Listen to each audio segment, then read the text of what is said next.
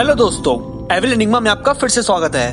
दोस्तों, हमारे यूनिवर्स में कई घटनाएं ऐसी हैं जो घटी, पर आधे लोगों ने उसे महज एक अफवाह माना। पर पैरानॉर्मल बिलीवर्स, टाइम ट्रेवल की स्टोरी पर बिलीव करने वालों ने उसे सच माना। EWA 513 की स्टोरी को बहुत लोग एक अफवाह मानते हैं, पर जिन लोगों ने उस प्लेन को एक्सपीरियंस किया, जो लोग वहाँ थे एयरपोर्ट पर जब प्लेन लैंड हुआ, वो लोग इन सब पर बिलीव रखते हैं। ऐसी एक और स्टोरी आज हम लाए हैं जिसमें कुछ ऐसा घटा जो हमेशा के लिए अनसॉल्व रह गया।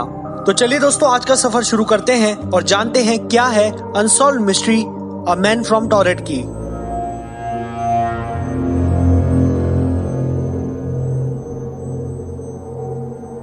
कहानी शुरू होती है जब एक वेल ड्रेस्ड मैन जुलाई 1954 में हनेडा एयरपोर्ट आता है। हनेडा एयरपोर्ट टोक्यो जापान में है। सारे पैसेंजर्स की तरह इस जेंटलमैन ने भी अपने कदम कस्टम्स की ओर बढ़ाए और यहाँ से शुरू हुआ मिस्टीरियस मैन का सफर। कस्टम ऑफिसर्स के सवाल पर कि वो जेंटलमैन कहाँ से है, तो उन्होंने बताया कि वो टॉरेट से है। पर अजीब बात कस्टम ऑफिसर्स को ये लगी कि टॉरेट नाम की कोई कंट्री उन्हें मिली ही नहीं मैप पर, और ना उन्होंने ऐसी कोई कंट्री सुनी। तो ये कंट्री है कौन सी? देखने से ऑफिसर्स को वो जेंटलमैन बिजनेसमैन लग रहा था और आगे इंटेरोगेशन से पहले वो और कंफर्म होना चाहते थे कि कोई गलती तो नहीं हो रही उस आदमी से या ऑफिसर से। तो इसलिए पहले एक मैप उस जेंटलमैन को दिया गया और उससे पूछा गया कि अपनी कंट्री जिसका नाम टॉरेट है उसे वो मैप पर पॉइंट आउट करे। जेंटलमैन बोलने में जापानीज बोल रहा था और उसके बिहेवियर से ऐसा लग रहा था कि वो और भी कई लैंग्वेजेस जानता है। और मैप पर उसने पॉइंट आउट की एक लोकेशन जो कि टॉरेट थी उस आदमी के हिसाब से, पर ऑफिसर्स के हिसाब से वो एरिया था एंडोरा का। एंडोरा दरअसल बॉर्डर है फ्रांस और स्पेन का। एक बहुत बड़ी कंफ्यूजन पैदा होने लग गई थी उस मिस्ट्री मैन और ऑफिसर्स के बीच। ऑफिसर ने अपने सीनियर को बुलाया और उन्हें भी उस आदमी ने एंडोरा को अपनी कंट्री बताई। साथ में ये भी दावा किया कि उसकी कंट्री टॉरेट हजारों सालों से है और वो जापान तीसरी बार टॉरेट से सफर कर रहा है। अब इस इंसान का पता पासपोर्ट से चल सकता था या फिर कोई और डॉक्यूमेंट, पर जो भी डॉक्यूमेंट्स या पासपोर्ट चेक किया गया उस पर लोकेशन टॉरेट ही थी। इसका मतलब उसकी सारी डॉक्यूमेंट्स वेरीफाइड बाय टॉरेट थी, पर असलियत में टॉरेट नाम की कोई कंट्री थी ही नहीं। अब पुलिस कस्टम ऑफिसर्स को कुछ गड़बड़ लगने लगी, क्योंकि जब कोई कंट्री थी ही नहीं तो ऑथेंटिकेशन किसी रॉन्ग नाम पर एक ऑफेंस है। इसलिए पुलिस और इंटेरोगेशन करना चाहती थी। तो उसकी चेकिंग में कई देशों की करेंसीज मिली, पर आश्चर्य की बात यह थी कि वो जेंटलमैन अपनी बातों से चेंज ही नहीं हो रहा था। वो बार बार एक ही बात कह रहा था कि आप लोग इसे कंट्री नहीं मानते, पर असलियत में ये कंट्री है। ऑफिसर्स को वो आदमी पागल लगने लगा था, क्योंकि झूठी डॉक्यूमेंट्स के जरिए वो एक फेक कंट्री को रियल बना रहा था। पर साथ ही साथ ऑफिसर्स को ये डर भी था कहीं ये कोई क्रिमिनल ना हो या कोई टेररिस्ट जो किसी क्राइम को करके फेक डॉक्यूमेंट्स दिखा रहा हो। अब और इंटेरोगेशन होनी बहुत जरूरी थी। इंटेरोगेशन के दौरान एक कंपनी उस जेंटलमैन ने बताई जिसके लिए वो वर्क करता था, और उसके हिसाब से वो कंपनी भी टॉरेट की थी। पर जब ऑफिसर्स ने चेक किया तो वो कंपनी टोक्यो की निकली। साथ ही साथ उसने होटल बताया जहां उसे रुकना था, पर उस होटल ने बताया कि वहां ऐसी कोई बुकिंग्स ही नहीं है।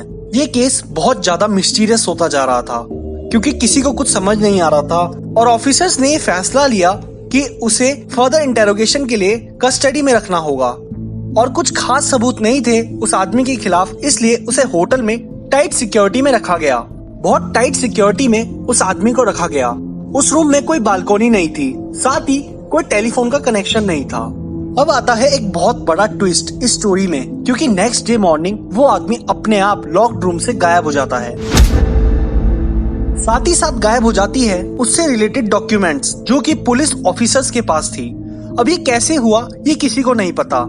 लॉक्ड रूम से विदाउट बालकोनी वाले रूम से उस आदमी का गायब होना काफी ज्यादा अजीब था, पर उससे भी ज्यादा अजीब था उन डॉक्यूमेंट्स का गायब होना जो कि उस आदमी के टॉरेट का होने का सबूत थी। ये इंसिडेंट एक सपना सा बनकर रह गया था उन ऑफिसर्स के लिए और पूरी दुनिया के लिए एक अनसॉल्व्ड मिस्ट्री।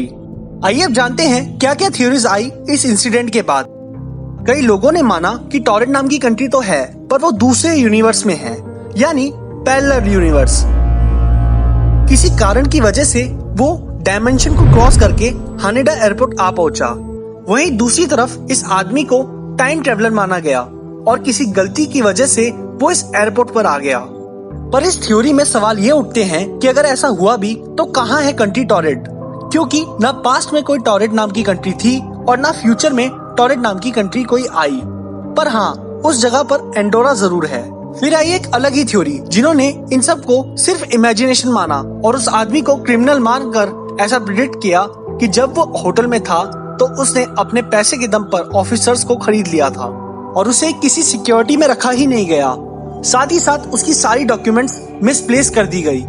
ये सारी तो थ्योरीज ही थी, असलियत तो शायद किसी को नहीं पता, इसलिए इसे अनसॉल्व्ड मिस्ट्री में रखा गया है। इसके बाद आप लोग गूगल पर टॉरेट या एंडोरा जरूर सर्च करेंगे, क्योंकि सबके मन में इस कंट्री को जानने की क्यूरियोसिटी तो जरूर होगी। पर आप जब ये कीवर्ड सर्च करेंगे तो आपको एक ही स्टोरी आएगी, अ मिस्टीरियस मैन फ्रॉम टॉरेट। इसलिए कई लोग इस स्टोरी को अ मिस्टीरियस मैन फ्रॉम टॉरेट कहते हैं, वहीं कई sources a man from torrid कहते हैं।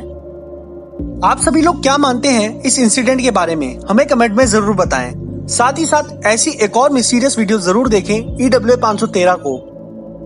और भी मिस्टीरियस वीडियोस के लिए हमें सब्सक्राइब करें और बेल आइकन क्लिक करें, जिससे आप लोगों को सबसे पहले मिल सके हमारी वीडियोस की नोटिफिकेशन। साथ ही साथ हमें इंस्टाग्राम पर फॉलो करें, जहां आपको रेगुलर मिस्टीरियस फैक्ट्स मिलते रहेंगे। हमारे पेज का लिंक डिस्क्रिप्शन में है।